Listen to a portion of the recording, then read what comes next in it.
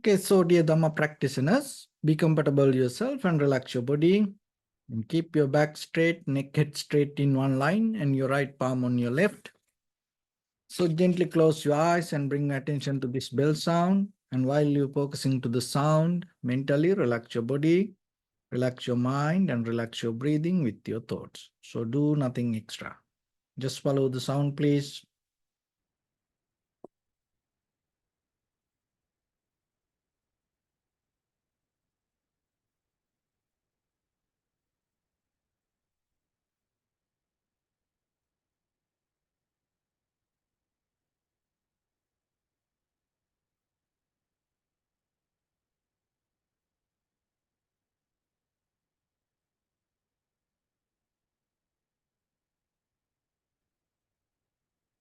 Namo tassa bhagavato arahato samma sambuddhassa.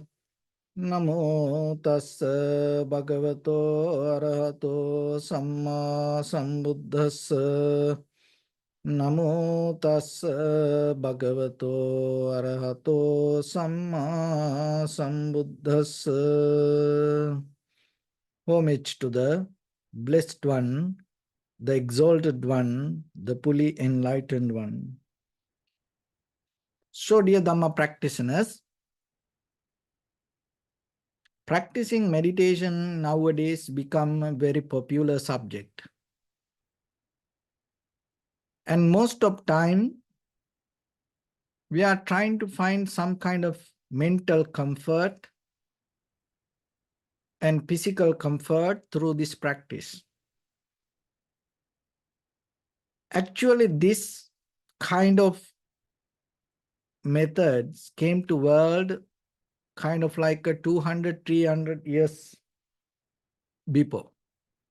In the ancient time, meditation had a very different meaning. So when it comes to the word meditation, it came from a Greek root, and in Buddhism, there is a word called bhavana.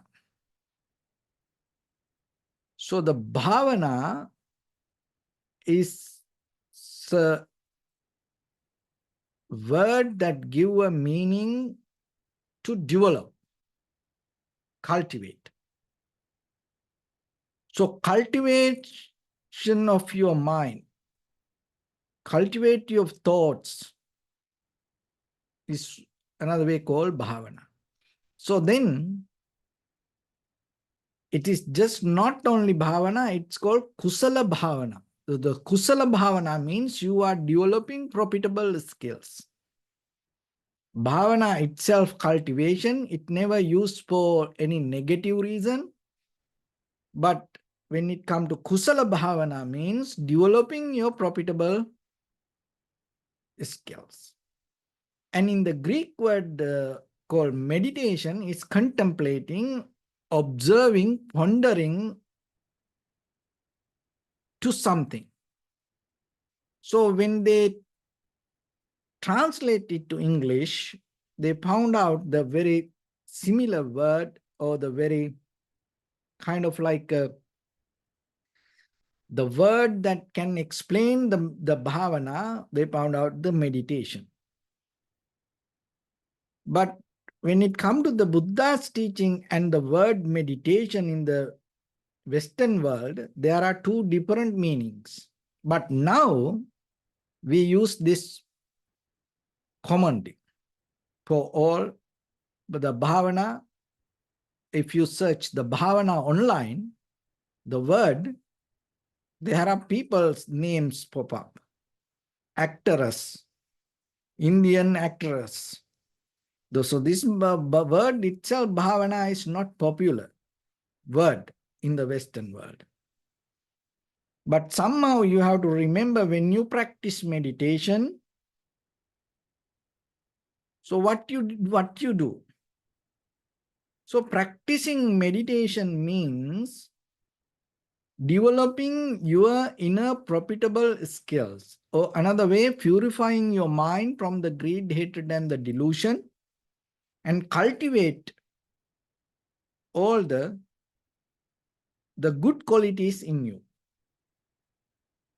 So why we have to purify our mind? Because our mind always with the perception get attached to it and develop all mental formations, the cankers, greed, hatred, delusion, the lust, jealousy. So it's kind of like when you use something again and again and again, what happened? This outside dust start to come. It get dark. It get dirt. So the mind the same. Always when we have the desire to accumulate, by the time what happened, our mind get polluted. So meditation is a method, we clean it. To clean our mind, there are many ways. So like when you wash your cloth, if there are some dirt, that just putting water into it, maybe there are some dirt you can wash away. But just imagine sometimes when there is a kind of like a greasy or oil or kind of like even chewing gum get stuck with your cloth, it is very difficult to remove. So then you have to use different kind of chemicals, detergents, washing powder. So like that, there are many ways that you can purify the mind. But the very key point here, so whatever you do, always you have to remember, rather than developing the greed, hatred, the jealousy, anxiety, anger, hatred, fear, depression. So always you have to remember to develop the positive thinking. So that is one is called the kusala bhavana. So the kusala means the profitable things. So once you come to that, once you come to develop that practice, it's slowly going to take you to purify your mind. So this purification of the mind give you most highest benefit. Especially when your mind purify from the cankers, mental formations, the sanskaras, or the memories, that you are capable to recognize the perception very clearly as it is. And once you are capable to see things as it is, you are capable to understand how things come to be as they are. So that's how this development happen in you.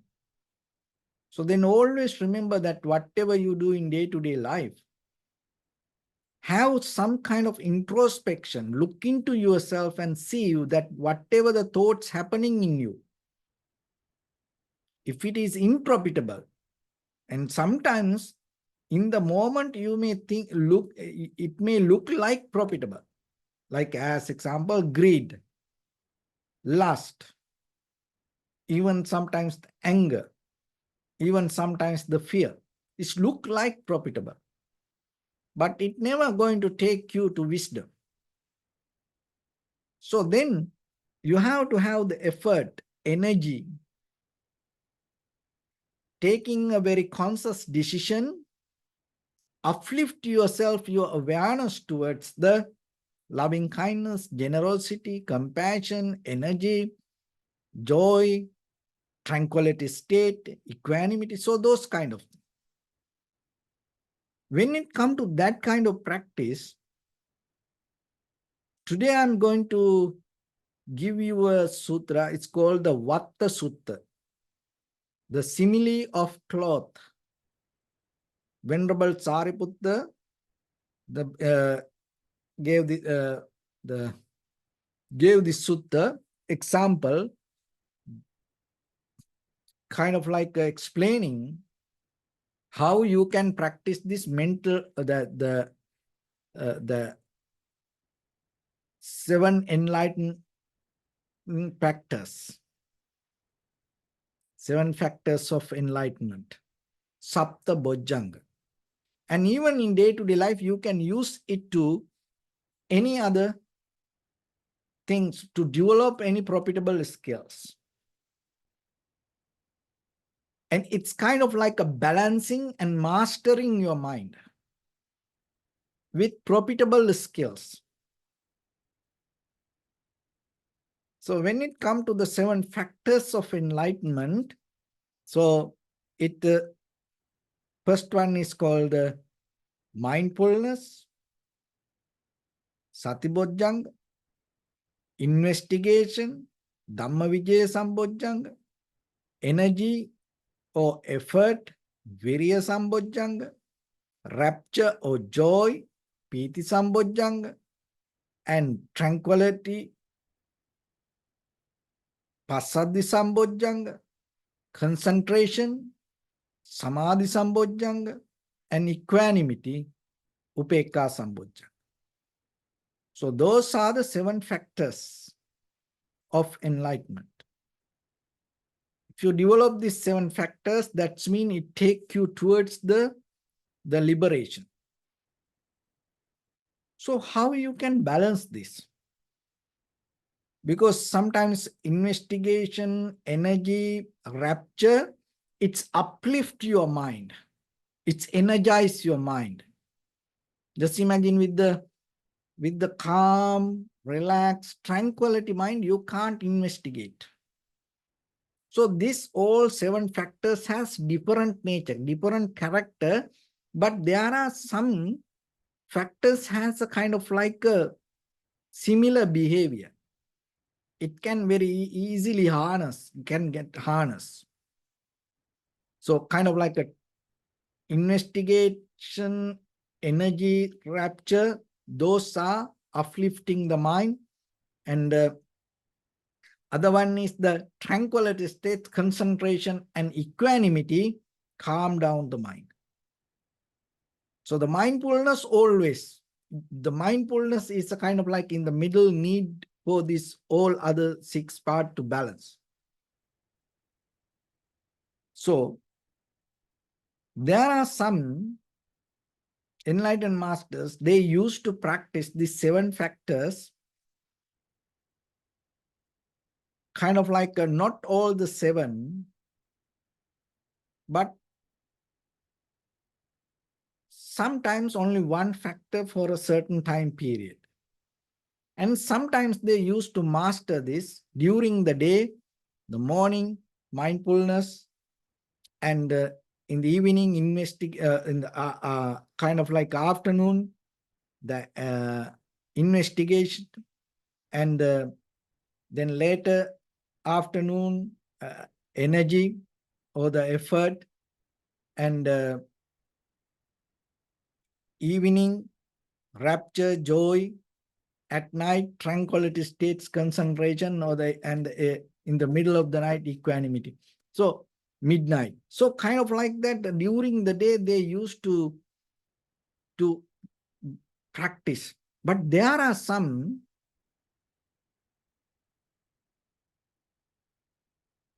methods, certain enlightened masters they use, they can practice this any enlightenment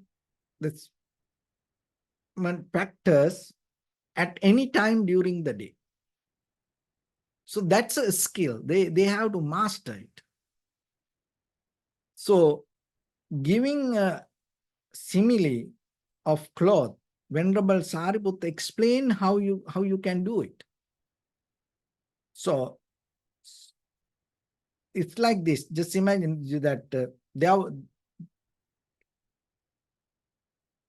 the king has ability to select whatever he want to wear according to the necessary audience, environment, situation, and he can put whatever the costume that he want.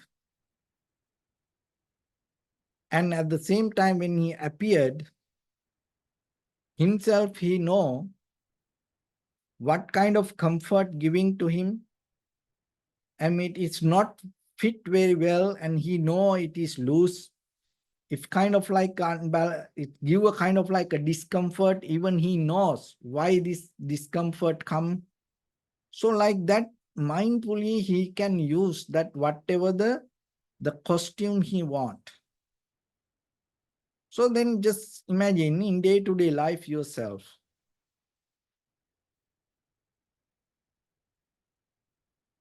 It is very rare that you can wear that whatever you want. See that most of the time we can't do that. Even if you want to wear something, you may think, oh, I can, but look, you can't do that. So you are bound to certain things. And when it comes to eating, sometimes you can't eat that whatever you want, even especially in a family. If you have a husband, wife, children, and it's a family, sometimes for dinner, maybe you can't eat whatever you want because you have to eat with other people. You can't eat separately. See that deeply, try to understand you are not free. Before even go to practice these mental things, just imagine in even the physical world, sometimes you have no freedom to wear that what you want. So then how, knowingly or unknowingly, looking for happiness, satisfaction, just imagine then you are slowly get into a prison sometimes. And maybe, of course, in this conventional world, that is how we condition things. That is how we believe things. That is how we heard the story about life. So then we have to carry that story. But the thing is this, seriously, you have to take this question and look into yourself. Just imagine, sometimes maybe you have to question yourself. Do you have freedom to wear that what you want? And sometimes when you want to go to a party or vacation, or sometimes maybe your husband or wife giving you clothes, oh, you should wear this. So you have to be nice and maybe you have to make them happy wearing that.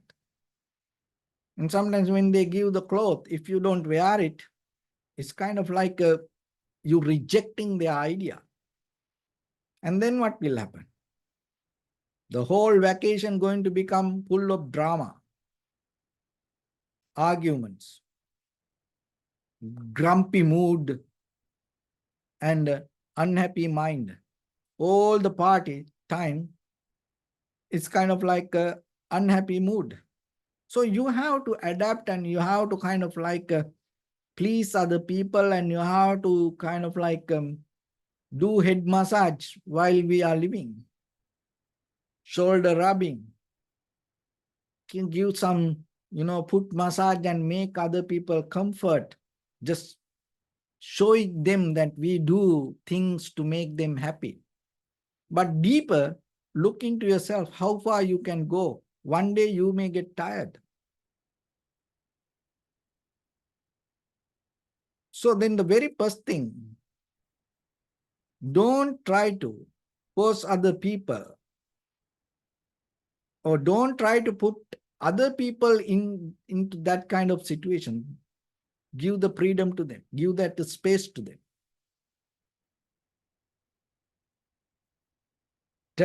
Let them to wear whatever they like.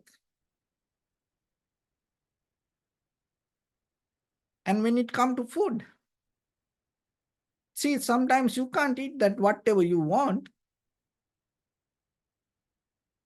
As I mentioned from the beginning, in a family, you can't eat separate. So then you have to eat whatever that other people eat. When we just imagine, then you go, maybe even you go for a dinner, or you go to a hotel, and maybe another person, husband or wife or children or parents, even everybody get a menu to their hand, and other person tell, oh, you should eat this today. Oh, then other person become helpless in front of everybody, maybe with the friends.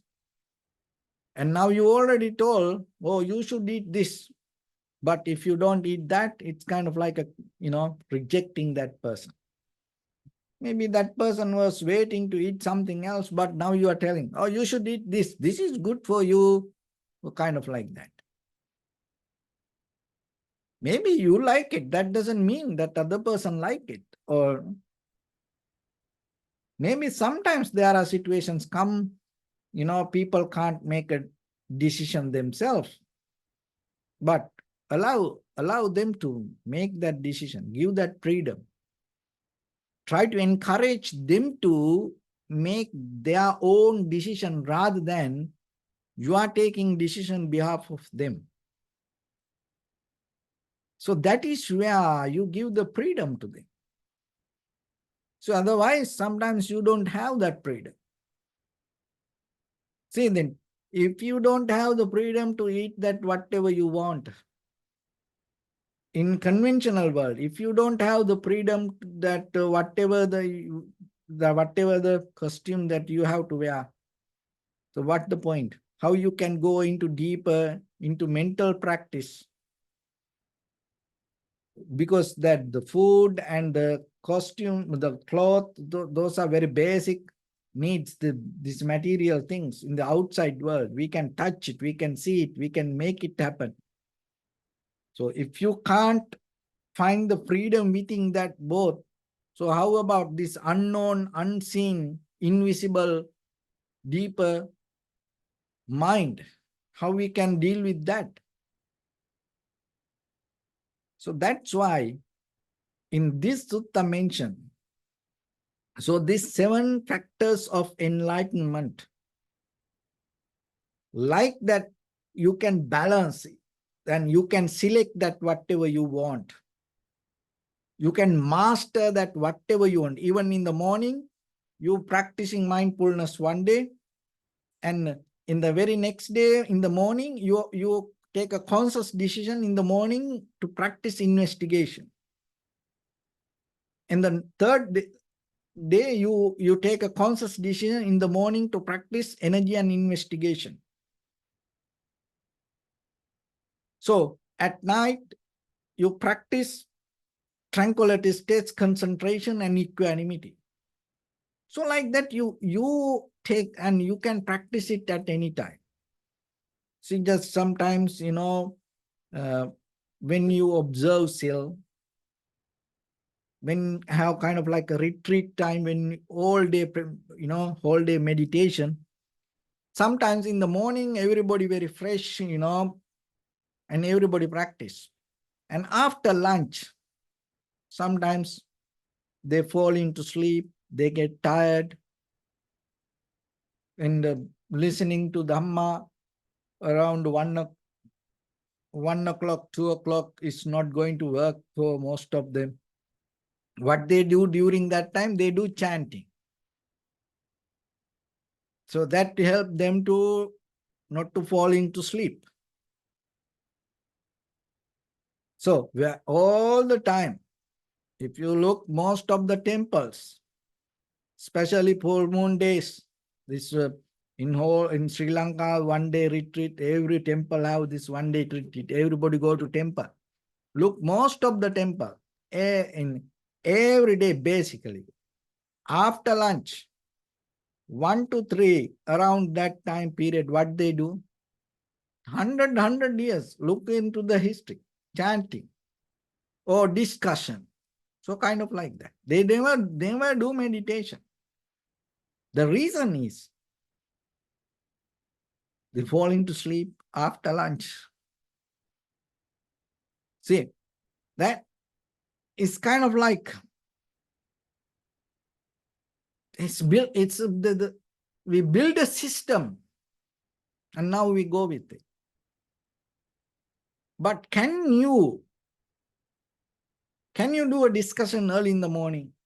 Can you do chanting early in the morning? Can you do meditation after lunch without falling to sleep?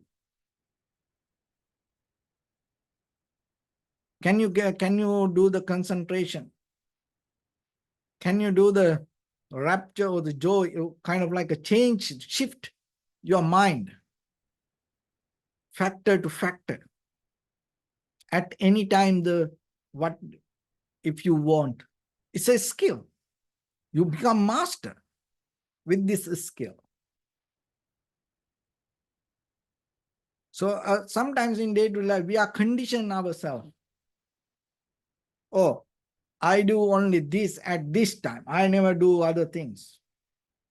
So you become conditioned to it. It's nothing wrong with it, conventionally, if you want to develop certain disciplines, and then it's okay. But as a habit, once you get into that, what will happen? You become a prisoner to that. So there are people, they eat things that other things they don't eat. No reason. They don't like it.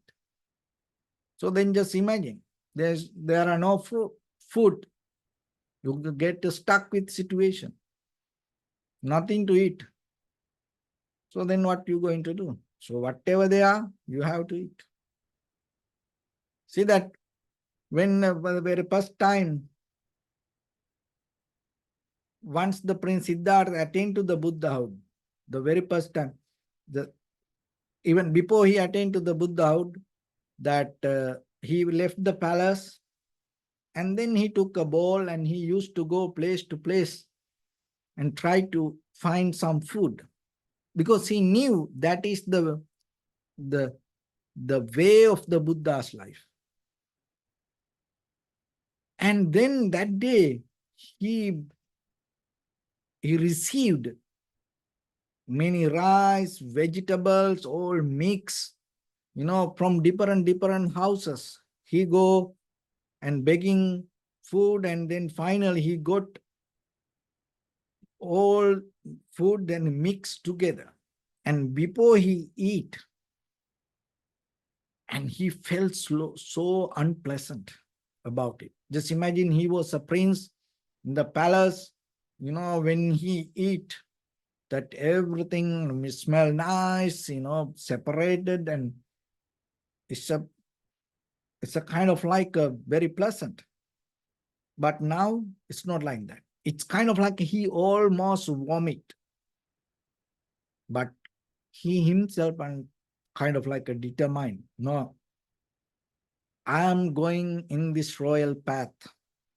Whoever walk in this royal path towards the Buddhahood, they all went through this. So I also go towards that. I also do that. See that he energized himself. So like that, when it comes to practice meditation, always remember, in the beginning, it is okay, you develop a structure, you go with the timetable, nothing wrong with it.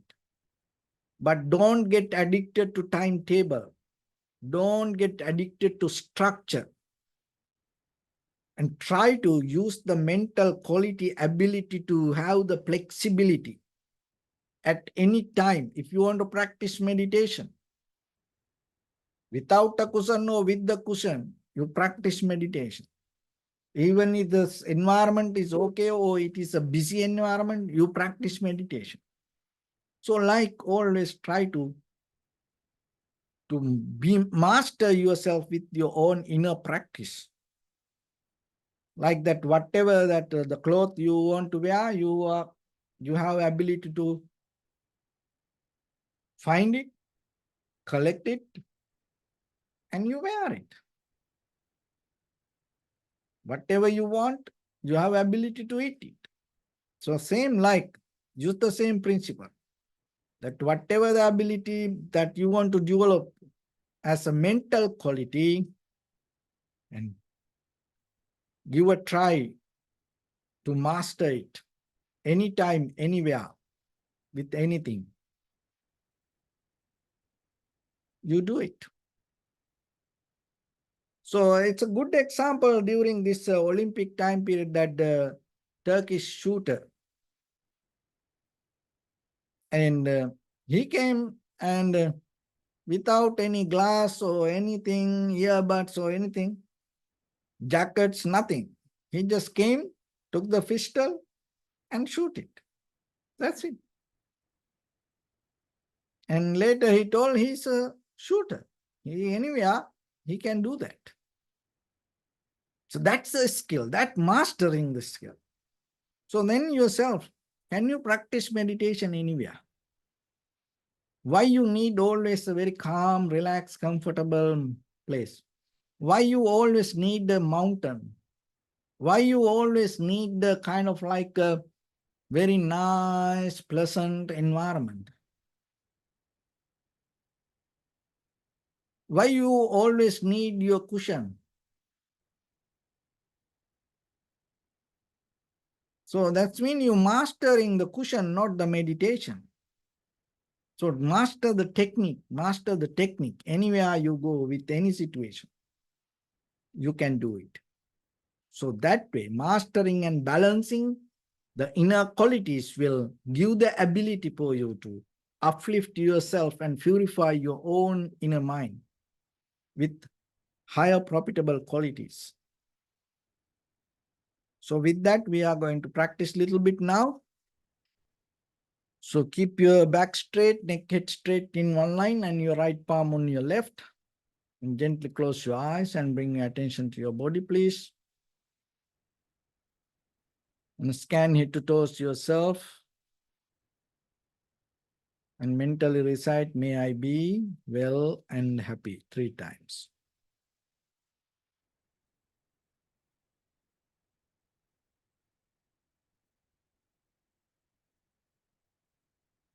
Take a moment and think. We gathered here in this moment to practice this ancient meditation technique. All the Buddhas, all the enlightened masters followed this path and achieved wisdom. So we also gathered here to accumulate that knowledge. In this moment with this sitting, may my body become more comfortable. May my breath be more smooth. May no difficulties come to me. May all the success come to me.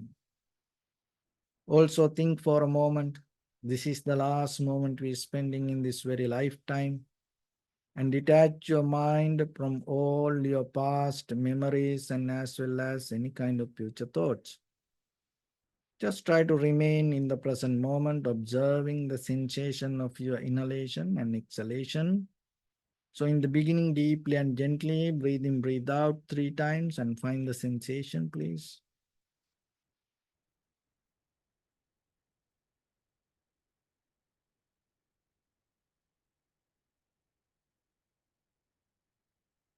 And allow your inhalations, exhalations happen itself. If your mind go here and there, bring it back again and again and settle down with the breathing. Do nothing extra. Bring your attention to your body, please.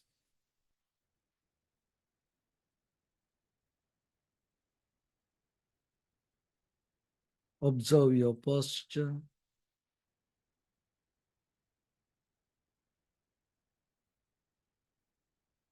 We cultivate loving kindness and compassion in our heart and radiate it as a light through entire your compound, village, city, state, country, world, around this universe.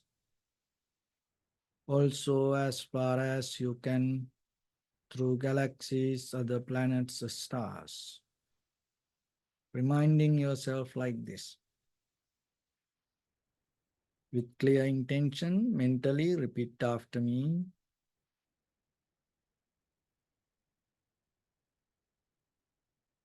May all living beings in this universe be well and happy.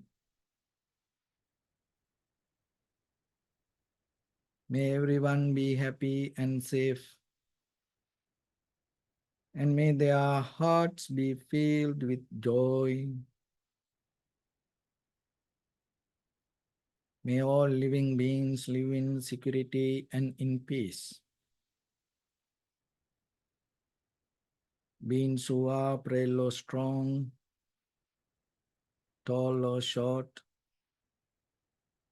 big or small, visible or not visible. near or far away, already born or yet to be born. May all of them dwell in perfect tranquility.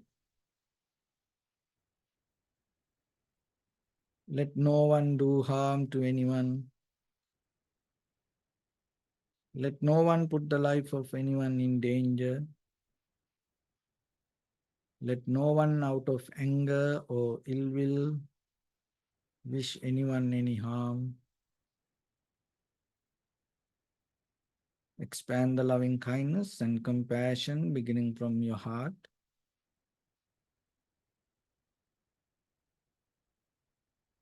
Forward, visualize yourself and send it as a light.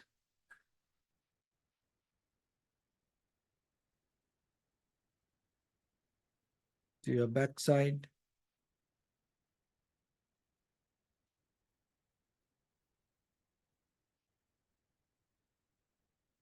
to your left side,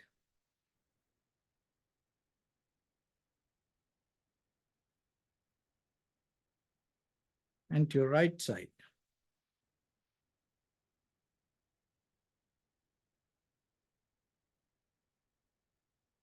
Downward,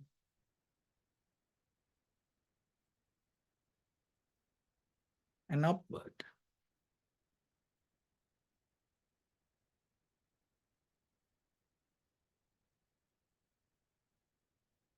To all 6 directions at once, like the moon, the sun, spread the light, spread the energy, without any condition, without any limitation, without any resistance, or without any judgment. Let your heart to shine with the loving kindness and compassion from the bottom of it, with the maximum effort to the highest, wishing yourself, may all living beings in this universe be well and happy.